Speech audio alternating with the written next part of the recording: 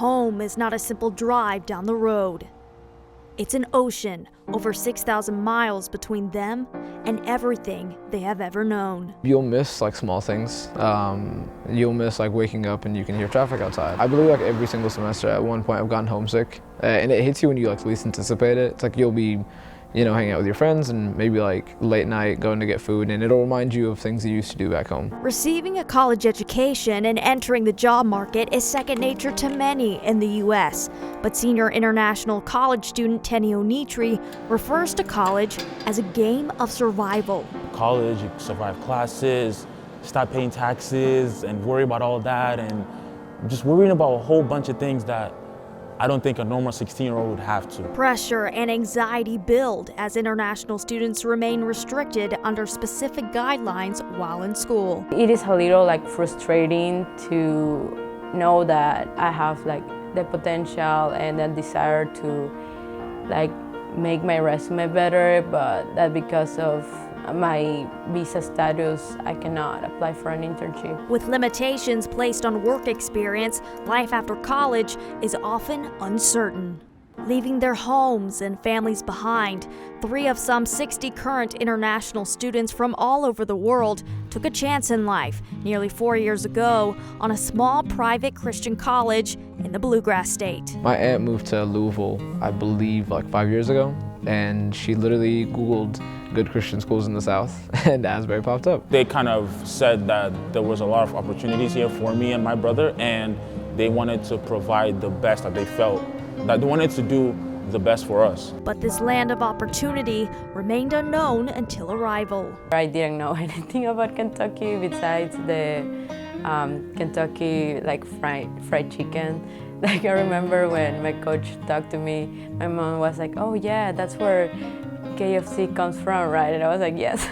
A new set of struggles would soon overshadow what they thought to be the American dream. I literally don't know what to do. I'm confused. I can't go take a loan. I can't apply for. I can't do this. I can't do that. They can't receive their visa and their I-20 documents until they're able to show that they're able to afford the education here.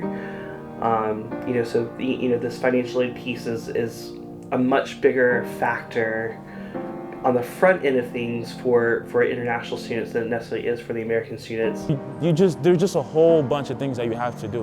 You have to essentially say why you're coming here, what you're doing here, and if the U.S. doesn't believe it to be true enough, then you get told that, then they'll tell you no, essentially. Specific guidelines must be met in order to stay the entire 4-year term. An English language requirement, student visa approval, and other official documents are all mandatory. There's a lot of trying to explain to them what they need and what they don't have and what they need to get. After arrival, the battle against isolation and loneliness begins. I would just say sometimes it's a little bit difficult to get out of bed in the morning when you're just I really miss home. I was nervous because I was gonna have to leave all my friends and make new ones and go in the middle of nowhere. Adjusting from being every day with them and then being by myself was a learning experience. It was a little tough. Financial struggles also arise. Luciana Iriarte's family restaurant business in Ecuador closed down during the pandemic. My parents were closed for 4 months, so they couldn't do, for example, takeout deliveries. They were just closed. The government would not let anyone out of their houses. There was literally no income. Due to unforeseen illnesses, Onitri's parents were no longer able to fund his final semester of college, leaving it up to him to find a way to graduate. One thing after the other, and then next thing you know, we're doing all that, then my mom gets stressed out, she's in the hospital. Dad in the hospital, then they give him the wrong medication, and then he almost died, but he's fine. So we're still dealing with that, and yeah, it's definitely hasn't been easy. Iriarte obtained a summer job on campus, not only to pay for school expenses, but also to send funds of relief to her family back in Ecuador. By sharing his financial struggles online, Onitri fundraised enough money so that he could make it to the finish line of his final semester. I'm just extremely thankful for everybody who made this possible, and I really cannot thank you enough. But Onitri says expectations of perfection raise the stakes even higher. You have to do a lot of things. You know, you have to essentially be the perfect student.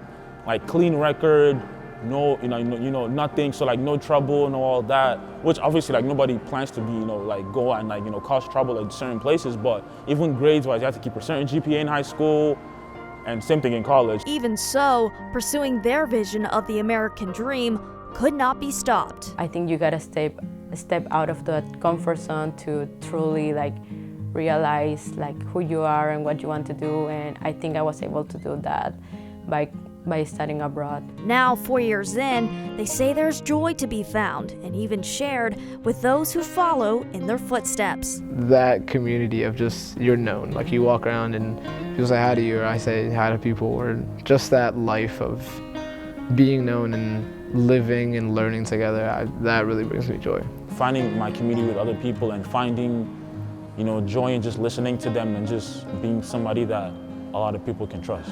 Their futures beyond Asbury remain uncertain, but they enter the world after experiencing opportunities their parents only dreamed of. It was like my dad's dream that he passed on to me, and I'm just so happy to be able to achieve that dream of my family. I believe, like top 5 best decisions I've ever made. There is a reason why I'm here, and I don't feel like God brought me this far to not finish it, you know what I'm saying? So I just have to do what I can, but then also trust that He'll take care of